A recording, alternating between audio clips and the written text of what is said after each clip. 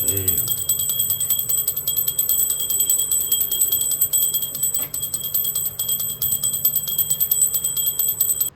મેડીમાં, જય Dwarkadhish. Good morning મિત્રો. આપણે હવે તૈયાર થઈ ગયા છીએ. આજે જવાનું છે સાઈડ પર, તો ચા નાસ્તો કરી લઈએ, પૂજા પાઠ કરી લીધું છે.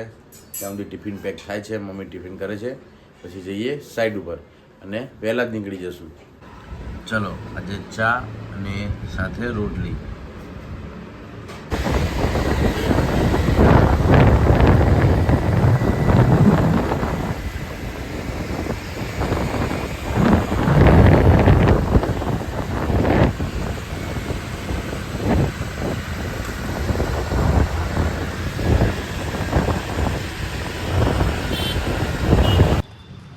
હવે મિત્રો સાઈડ ઉપર આવી ગયા છીએ. કપડાં ચેન્જ કરી લીધા, કામ ચાલુ કરવાનું. અને 2 દિવસથી બહાર હતા, કામ કર્યું નથી. એટલે હવે આજે કરવાનું છે, એટલે પિકઅપ પકડતા વાર લાગશે.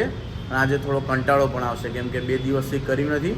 એટલે તો કપડાં ચેન્જ કરી લીધા છે, સામાન બધો કાઢી લીધો, કામ ચાલુ કરી. અને બધા ડ્રોપ ઉતારવાના. પછી ઇલેક્ટ્રિકનું વાયરિંગ આવે પછી એ ચાલુ કરવાનું. અત્યારે બધા ડ્રોપ ઉતારી દઈએ ફટાફટ.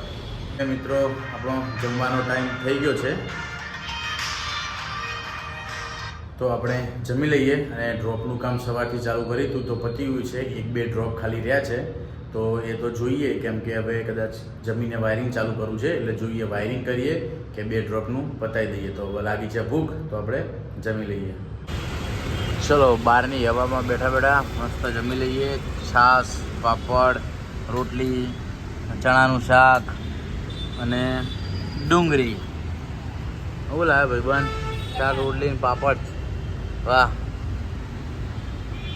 હવે મિત્રો હાથ પગ ધોઈ લીધા છે, અને બહુ સારું કામ ખેંચી ગયું છે. આખા એક પટ્ટાનું સર્કિટનું બધું જ કામ ખતમ થઈ ગયું. એસીની સર્કિટ, પ્લગની અલગ સર્કિટ, ઇન્વર્ટરની અલગ સર્કિટ, લાઇટિંગની અલગ સર્કિટ, એ બધું આખા એક પક્કા પટ્ટાનું. હવે 4-5 રૂમ અને પેલી બાજુ આખું હોલ, એ બધું એક જ દિવસમાં સારું એવું કામ થઈ ગયું છે. તો અત્યારે હાથ પગ મોઢું ધોઈ લીધું છે, પછી કપડાં ચેન્જ કરીએ અને જઈએ ઘરે. અને હું બતાવું કે કેટલું કામ થયું છે. જો બહાર એન્ટ્રી, આ સર્કિટો બધી અહીંયા પડી છે. હવે અહીંયા થઈને અંદર હોલ પાડીને અંદર ખાલી લઈ જવાનું. જો અહીંયાથી બધી ટ્રેનની અંદર પાઇપો મૂકીને, જો અહીંયા સર્કિટો થઈ ગઈ. આ સર્કિટ આમ અંદર લઈ જવાની છે. જો બધી પાઇપો મૂકાઈ ગઈ ટ્રેનની અંદર, સર્કિટોનું કામ થઈ ગયું. જો આ સર્કિટ અહીંયા બાથરૂમની છે 2, અને આ પેલી બાજુની છે બીજી બધી. આમ એ પણ થઈ ગયું. પછી આ બાજુ આ સર્કિટ છે, અહીંયા હોલ પાડીને અંદરની.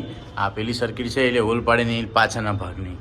અહીંયા ટોટલી પાઇપિંગ બધું આખા પટ્ટાનું અહીંયા ઉતરી ગયું. અહીંયા ડિસ્ટ્રીબ્યુશન બોર્ડ આવશે.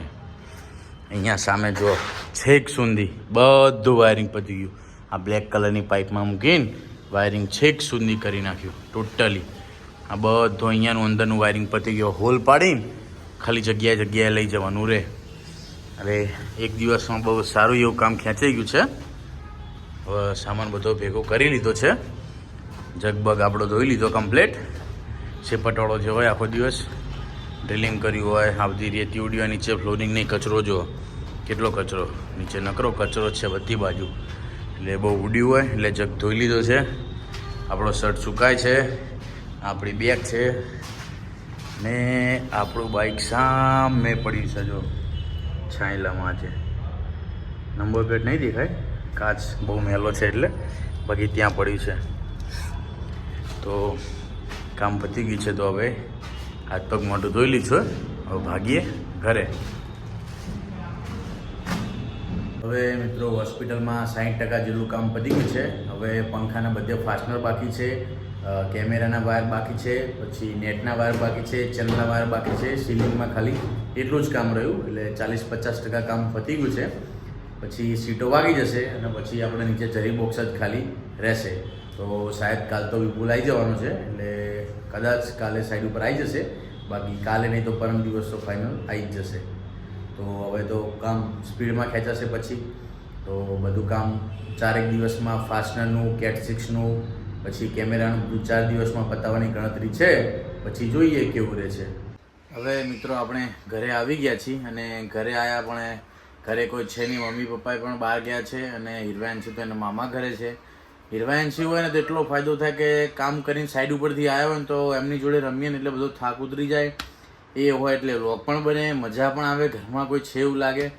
હિરવાંશી છે ને તો આખું ઘર ખાલી ખાલી, કોઈ અવાજ જ નથી કરતું.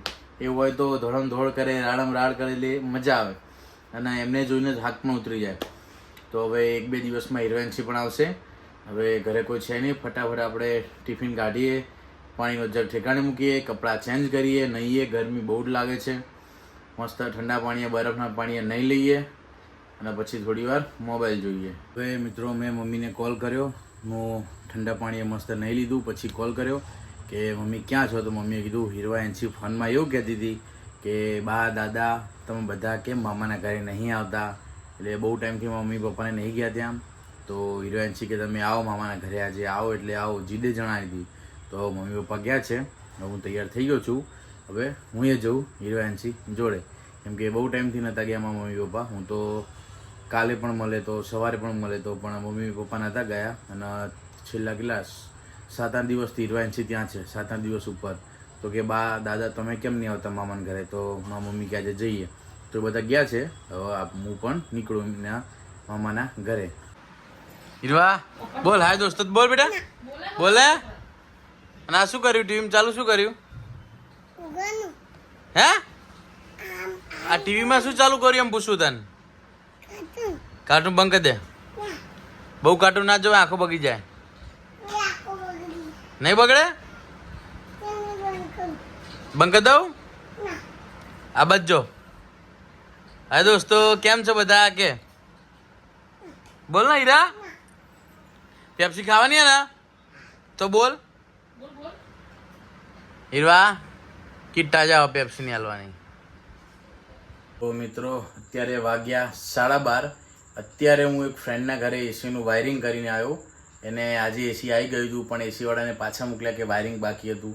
તો એને વાયરિંગ બાકી હતું એસીનું, એટલા માટે પાછા મોકલ્યા હતા. તો અત્યારે જમીને ગયો હતો, અત્યારે 12:30 થયા. અત્યારે બી હાલ આવ્યો એસીનું વાયરિંગ કરીને. થાકે તો એટલો, પણ ફ્રેન્ડ હતો એટલે જવું પડે, ભાઈબંધનું કામ હતું એટલે કાલે એસીવાળા આવવાના છે. તો અત્યારે આવ્યો. અત્યારે વ્લોગ એડિટ કરીશ, તો ક્યારે સૂઈશ, કેટલા વાગશે, અને સવારે વહેલા જવાનું છે. તો કોઈ વાંધો નહીં, ફટાફટ આપણે આજનો વ્લોગ અહીંયા ખતમ કરીએ અને એડિટ કરીએ. અને સવારે વહેલા કેટલા 7 વાગે તો આપણે નીકળી જવાનું છે સાઈડ ઉપર જવા. તો ઠીક છે દોસ્તો, આજનો બ્લોગ આપણે અહીંયા જ ખતમ કરીએ છીએ. આજનો વ્લોગ તમને પસંદ આવ્યો હોય તો ચેનલને લાઈક કરો, શેર કરો અને સબસ્ક્રાઈબ કરો.